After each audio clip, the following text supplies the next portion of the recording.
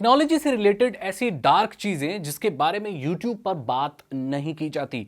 आज मैं आपको बताने वाला हूं वो गहरे राज, वो काले राज जिसे शायद आप नहीं जानते। सबसे पहली चीज, इन्फ्लुएंसर्स यूट्यूब पर ज्यादातर वही चीजें प्रमोट करते हैं जिसे वो पर्सनली इस्तेमाल नहीं करते। मैं आपको बता दूं, कोई भी फोन जब रिव्यू के लिए आता है, कोई भी चीज आती है तो वो उनको लॉन्च से पहले मिल जाता है ज्यादातर केसेस में, और वो उसे इस्तेमाल नहीं करते, वो सिर्फ उसकी स्क्रिप्ट्स पढ़कर आपको बता देते हैं।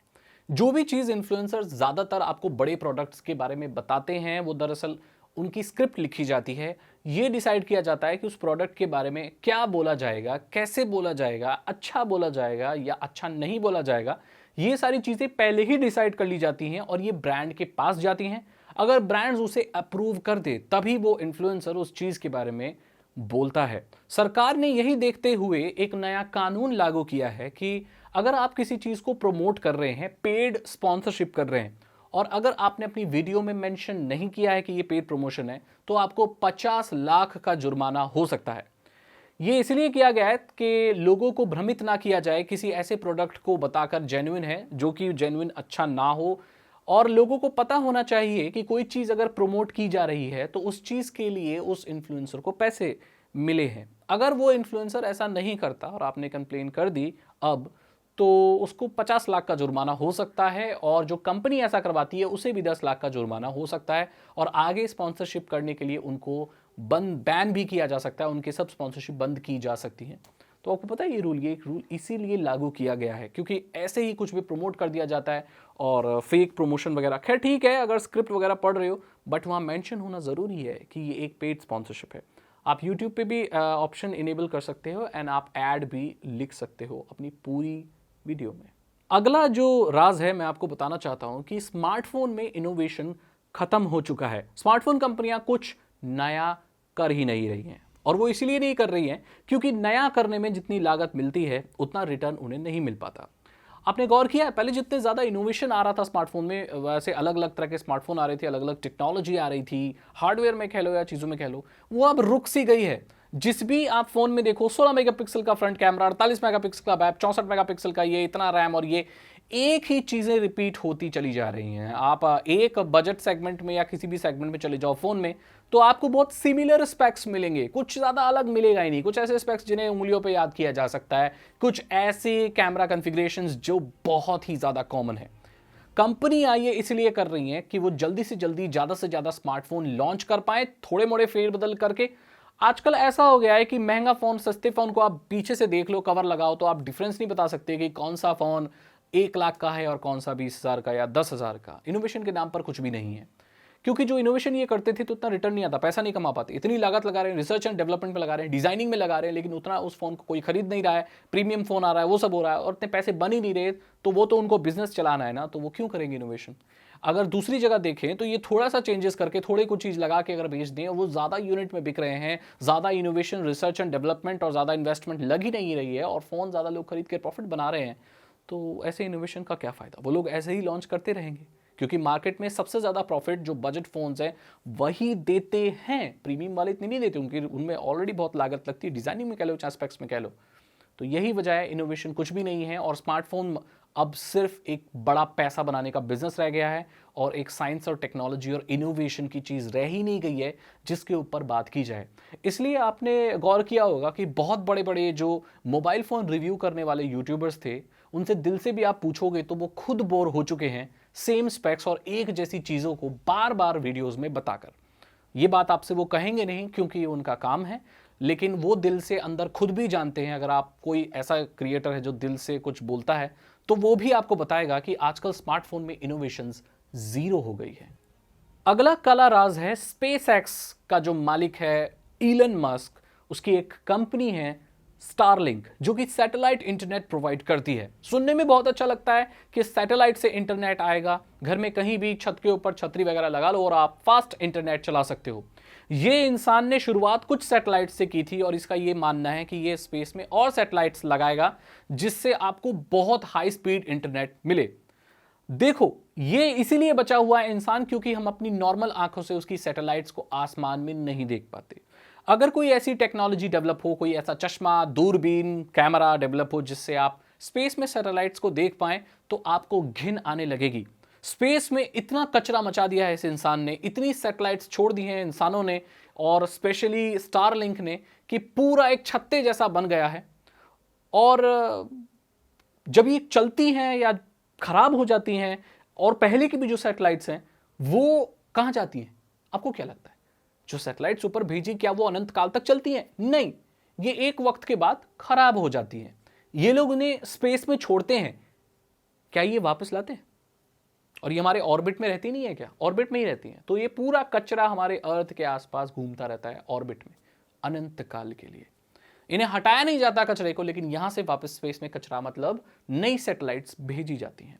आप एक एप्लीकेशन खुद डाउनलोड करना जिससे सैटेलाइट्स को आप लोकेट कर सकते हो। एप्लीकेशंस आती हैं, दरअसल वो जीपीएस वगैरह की चीज़ों को इस्तेमाल करके आपको अनुमानित तौर पर बता देती हैं कि स्पेस में कहाँ कहाँ सैटेलाइट है। जब आप उस सैटेलाइट वाली ऐप को ऐसे स्पेस में पॉइंट करेंगे, आपको इतनी सारी स्टारलिंक की सैटेलाइट मिलेंगी कि आपको लगेगा कि स्पेस है कहाँ, सब कुछ तो सैटेलाइट से घिरा हुआ है। और इस काले राज के बारे में कोई बात नहीं करता कि हमारे स्पेस को भी पॉल्यूटेड कर रहे हैं ये लोग। जब भी आर्टिफिशियल इंटेलिजेंस का नाम आता है तो लोग बहुत खुश होते हैं। ये बोलते हैं अरे वाह, विंडोज 11 में एआई आ गया, यानी कि कंप्यूटर चलाने के लिए हमें ज़्यादा कुछ सीखना नहीं पड़ेगा, ज़्यादा मेहनत नहीं करनी पड़ेगी, हम उसे कुछ भी बोलेंगे तो हमारा काम आ जाएगा। चैट जीपीटी आ गया है, कुछ एस्से लिखना है, कुछ भी चीज़ करनी है, बस उसको बोलना है, टाइप करना है, हमारे लिए एस्से लिख देगा, स्क्रिप्ट बना देगा, हमारे लिए सॉफ्टवेयर बना देगा, हमारे कामों को आसान कर देगा और सारे काम कंप्यूटर ही कर देगा। इस प्राइस के साथ कुछ एक अभिशाप भी आता है। आर्टिफिशियल इंटेलिजेंस एक ऐसी चीज है जिसका इतना काला राज है जो आप सोच भी नहीं सकते। क्या आपको पता है कि आर्टिफिशियल इंटेलिजेंस का इस्तेमाल करके डीप फेक्स बनाए जा सकते हैं, यानी कि किसी का भी चेहरा किसी के ऊपर भी लगाया जा सकता है और ऐसी वीडियो बन सकती है जिसे देखने में लगेगा कि वही इंसान है। सेलिब्रिटीज कह लो, पॉपुलर पॉलिटिशियंस कह लो, इनके चेहरों का इतना दुरुपयोग हो रहा है कि एक्टर एक्ट्रेसेस के फोटो चेहरों को पॉर्न स्टार्स के ऊपर लगाया जा रहा है, एक पॉलिटिशियन के चेहरे को दूसरे पॉलिटिशियन के ऊपर लगाया जा रहा है, बंदर के चेहरे इंसान पे लगाए जा रहे हैं और वो बिल्कुल ऐसे लगते हैं जैसे वो रियल हो। तो जो सैम अल्टमैन है वो खुद डरे हुए हैं जिन्होंने चैट जीपीटी बनाया, ये सोचकर कि इंटरनेट पर वो दौर बहुत जल्दी आने वाला है जिसे हम चीजों को देखकर ये नहीं बता पाएंगे कि ये असली है या एआई जनरेटेड। अभी बहुत सारे केसेस देखने को मिले हैं कि रोते हुए लोगों की फोटो हंसती हुई बना दी गई या एक एक्ट्रेस की शक्ल निकालकर किसी पॉर्न स्टार के ऊपर लगा दी गई और उसकी बदनामी हुई। ये सारी चीजें, मॉफ्ड इमेजेस बनाना, ये सब करना, डीप फेक्स एक ऐसी चीज है, ये ऐसी टेक्नोलॉजी इतनी डेंजरस है जो कुछ भी करवा सकती है और ये आर्टिफिशियल इंटेलिजेंस की ही देन है। आपको मालूम है आर्टिफिशियल इंटेलिजेंस से और बहुत सारी प्रॉब्लम हो सकती है। साइबर अटैक्स के बारे में तो आपको मालूम ही होगा। साइबर अटैक्स ज्यादातर 80% सोशल इंजीनियरिंग के ऊपर बेस्ड होते हैं, यानी कि यहां पर मशीनों की कमियों का फायदा तो बुरे हैकर्स निकालते ही हैं, वो इंसानी दिमाग को भी कंफ्यूज करके उनके सिस्टम्स को कॉम्प्रोमाइज कर देते हैं। आर्टिफिशियल इंटेलिजेंस ऐसी ऑडियो बना सकता है जो आपकी आवाज हो, किसी की आवाज को क्लोन किया जा सकता है, किसी के नंबर को, किसी को भी कुछ भी किया जा सकता है। आर्टिफिशियल इंटेलिजेंस मशीन की बनाई गई चीज है और वो मशीन को इंसानों से ज्यादा बेहतर समझती है, वो वल्नरेबिलिटीज ढूंढ सकती है, वो बड़े बड़े हैकिंग प्रोजेक्ट्स को परफॉर्म कर सकती है। ये इतनी खतरनाक चीज है जिसके बारे में अभी कोई सोच नहीं रहा है, क्योंकि ये नई चीज है और लोग सिर्फ इसके फायदे को देख रहे हैं। जब नुकसान गिनने की बारी आएगी तो इंसान चक्कर खा के गिर जाएगा और उसको पता नहीं होगा कि इससे बचना कैसे। अगली चीज है ऑनलाइन पेमेंट। इसका कोई आपको बताएगा नहीं। यूपीआई बहुत अच्छी चीज है, डिजिटल इंडिया बहुत अच्छी चीज है। आजकल लोग कैश लेके नहीं घूमते, मोबाइल फोन लेके घूमते हैं। छोटे से छोटा अंडे बेचने वाला हो, ब्रेड बेचने वाला हो, या आपके यहाँ गली में कुछ फेरी वाला आता है, कुछ रेडी लेके आता है, सब्जी वाला, सबके पास क्यूआर कोड है, यूपीआई से पे कर सकते हो आप। अच्छी चीज तो है। बुरी चीज ये है कि आपको मालूम है कि जैसे जैसे साल हमारे बीत रहे हैं, इंडिया में यूपीआई स्कैम्स बढ़ते चले जा रहे हैं। चाहे वो नकली क्यूआर कोड बदल देना हो या किसी को पेमेंट रिक्वेस्ट भेजकर उसके पैसे उड़ा लेना हो, चाहे नकली फौजी बनकर कोई सेकंड हैंड आइटम बेचकर उससे पैसे उगा लेने हो, या एक महंगे फोन को सस्ते में बेचने का वादा करने के बाद उससे यूपीआई से पैसे उड़ा लिए जाएं। ये सारी चीजें उन लोगों को टारगेट करती हैं जो ज्यादा टेक सेवी नहीं है, जिनको मोबाइल फोन या टेक्नोलॉजी के बारे में इतना पता नहीं है, जैसे हमारे एल्डर लोग, जैसे ऐसे लोग जिनका टेक्नोलॉजी कोई लेना नहीं है, गांव के ग्रामीण वाले लोग, किसान लोग, गरीब लोग जो इतना ज्यादा जानते नहीं हैं, उनको टारगेट किया जाता है। आपको मालूम है 2021 में ये 77,000 केसेस थे और 2022-23 में, अभी 21 में थे और 2022-23 में ये 95,000 से भी ज़्यादा हो चुके हैं और आने वाले सालों में ये कई लाख केसेस हो जाएंगे। इसका मतलब है कि आपके घर में ही अगर औसतन निकाला जाए तो बहुत सारे लोग इसके शिकार हो सकते हैं जिनको जानकारी नहीं है इस चीज़ के बारे में। ये भी एक डार्क रियलिटी है ऑनलाइन पेमेंट की। तो सरकार को एजुकेट करना चाहिए और यूट्यूबर्स को इन सबको एजुकेट जैसे हम करते रहते हैं, ये वीडियोस आप दिखाया करो ज़्यादा से ज़्यादा लोगों पे, क्योंकि उनकी जो मेहनत की कमाई, जो पैसा है, जो पूंजी है, वो ऐसे ख़त्म नहीं होनी चाहिए। मैंने तो ऐसा भी देखा है कि लोगों के साथ फ्रॉड हो गया है और उनको इलाज कराना है, उनके मम्मी पापा वेंटिलेटर पे लेटे हुए हैं, उनके पास अगर उनको पैसे नहीं मिले, महज 20,000 के लिए मैंने लोगों को मरते हुए देखा है कि 20,000 की ज़रूरत है, अगर नहीं जमा कराए तो उनके जो परिजन हैं, मम्मी पापा भाई बहन, वो मर जाएंगे। और उनके पास पैसे थे लेकिन वो ऑनलाइन फ्रॉड में किसी ने चुरा लिए। तो पैसे बहुत कीमती हैं और ऐसे पैसे गंवाना तो बिल्कुल भी सही नहीं है।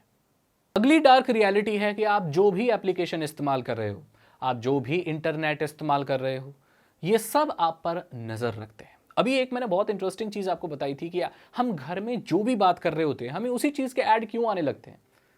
कौन है जो सुन रहा है हमें? अगर आपके घर में कोई स्मार्ट स्पीकर है, अगर आपके घर में कोई स्मार्ट टीवी लगा हुआ है, अगर आप व्हाट्सएप चलाते हो, अगर आप फेसबुक चलाते हो या कोई भी सोशल मीडिया चलाते हो, ये सभी लोग मानो ना मानो कहीं ना कहीं आपके ब्राउजिंग बिहेवियर को, आपकी कुकीज़ यानी कि आप कहाँ जाते हो, कौन सी वेबसाइट पर क्या करते हो, ये सारी चीज़ों को मॉनिटर करते हैं। ये कहते ये हैं कि हम अपनी सर्विसेज को इंप्रूव कराने के लिए ये करते हैं। मार्क ज़करबर्ग को आपने देखा होगा, आए दिन वो सरकार को जवाब देता हुआ नजर आता है। आप एक बार देखिए, मार्क ज़करबर्ग गवर्नमेंट ऐसे लिख दीजिए, तो मार्क ज़करबर्ग सरकार को आए दिन अमेरिका में जवाब देता रहता है। उससे सवाल पूछे जाते हैं और कई बार तो वो एक्सेप्ट करता है कि येस वी कलेक्ट डेटा। क्यों करते हो कलेक्ट डेटा? उसका कहना है कि हम अपनी सर्विसेज को बेटर बनाने के लिए। क्या है वो सर्विसेज? ये फेसबुक पैसा कैसे कमाता है? फेसबुक पैसा कमाता है आपको एडवर्टीजमेंट दिखा के, और ये आपको वही एडवर्टीजमेंट दिखाता है जो आप चीज़ें खरीदना चाहते हो। जैसे अगर मैं आइसक्रीम खाने का मुझे मन है और मुझे ये लोग दाल दिखाएंगे, तो क्या मैं उसको खरीदूंगा? नहीं, मेरा तो आइसक्रीम खाने का मन है। चॉइसेस मैटर करती हैं, पसंद मैटर करती है। आप सोशल मीडिया पे क्या बात करते हो, आप घर में क्या बात करते हो, ये जानना इन कंपनियों के लिए बहुत ज़रूरी है। तभी तो ये आपको उसके ऐड दिखा पाएंगे, तभी तो कंपनियों को रेवेन्यू मिलेगा। जैसे कोई कंपनी है, मैं टाइगर बिस्किट बनाने वाली कंपनी है, या कोई भी बिस्किट बनाने वाली कंपनी है, या मैं कोई केक बनाता हूँ, ठीक है, कोई भी कंपनी का हो सकता है, तो मैं ऐसे लोगों को ही टारगेट करूंगा ना जो केक खाना चाहते हैं। जो केक पसंद ही नहीं करते, मैं उनको क्यों टारगेट करूंगा? तो ये कैसे होगा? जब फेसबुक पता लगाएगा कि कौन लोग केक खाना चाहते हैं, तो फेसबुक मुझे आके बोलेगा कि अपने एडवर्टाइजमेंट फेसबुक पे लगाओ, क्योंकि हमें पता है उन लोगों के बारे में जो केक खाना चाहते हैं, और आपके सारे केक बिक जाएंगे। यही तो सारा खेल है दोस्तों। सरकारें भी बहुत सारे कंट्रीज़ की सर्वेलेंस प्रोजेक्ट निकालती हैं। अमेरिका कह लो, यूके कह लो, जितनी भी बड़ी बड़ी सब यार बड़े बड़े प्रोजेक्ट्स लिए जो नॉर्मल नागरिकों के ऊपर नज़र रखते हैं। इसलिए तो अमेरिका में वीपीएन का चलन आया है। क्यों यूज़ करते हैं वीपीएन? क्या ज़रूरत है वीपीएन इस्तेमाल करने की? अमेरिका में क्यों यूज़ होता है? इसीलिए होता है। अमेरिका में वीपीएन मार्केट बहुत बड़ी मार्केट है, क्योंकि अमेरिकी सरकार के ऊपर पहले भी आरोप था, और बहुत यूके की सरकार के ऊपर, इवन ऑस्ट्रेलिया एंड बहुत बड़ी बड़ी कंट्रीज़ के ऊपर आरोप है कि वो नागरिकों के ऊपर सर्वेलेंस प्रोजेक्ट चलाती है। नेशनल सिक्योरिटी के लिए बोलते हैं वो लोग, बट आई डोंट नो क्यों चलाती है। इनफैक्ट आपका जो इंटरनेट सर्विस प्रोवाइडर है, जैसे जिससे आपको इंटरनेट मिलता है, कोई ब्रॉडबैंड वाला है, मोबाइल डेटा या कहीं भी, ये लोग भी नज़र रखते हैं कि आप क्या कर रहे हो। तो ये एक बहुत ही खतरनाक रियलिटी है कि आपके ऊपर कॉन्स्टेंटली नज़र रखा जा रहा है। प्राइवेसी एक मिथ होती है, लेकिन इसका ये मतलब नहीं है कि आपकी पर्सनल डेटा को लीक कर दिया जाएगा, या आप किससे क्या बात कर रहे हो उसको लीक कर दिया जाएगा। उसको कभी भी लीक नहीं किया जाएगा, लेकिन उसका एडवर्टीजमेंट के लिए फ़ायदा ज़रूर उठाया जाएगा। और ये कंपनी अगर कलेक्ट कर रही हैं, क्या हो कि अगर कोई बुरा आदमी इनके अंदर से डेटा निकाल ले, उसके पास तो सब कुछ आ जाएगा। लेकिन एक इंडिविजुअल को टारगेट करना बहुत ही ज़्यादा ऐसे ज़रूरी नहीं है, और इनको ज़रूरी लगता भी नहीं है जब तक आप कोई गवर्नमेंट ऑफिशियल बड़े नहीं हो। बट जो रियलिटी है वो रियलिटी है। मैंने आपको यहाँ पर बता दिए टेक्नोलॉजी कुछ बहुत ही खतरनाक राज। सोचिए इसके बारे में। अगर आप भी कुछ ऐसी चीज़ें जानते हैं जो लोग नहीं जानते, तो ज़रूर कमेंट करके मुझे बताइए। चैनल को सब्सक्राइब कीजिए, बेल आइकन को प्रेस कीजिए। इथिकल हैकिंग सीखनी है, साइबर सिक्योरिटी में आगे बढ़ना चाहते हो, और बहुत सारी प्रॉब्लम्स को रिजॉल्व करना चाहते हो, तो आप डिस्क्रिप्शन चेक कर सकते हो, और चैनल को सब्सक्राइब करें, बेल आइकन को ज़रूर प्रेस करें। मैं मिलता हूँ आपसे अगली वीडियो में। Thank you so much and good bye.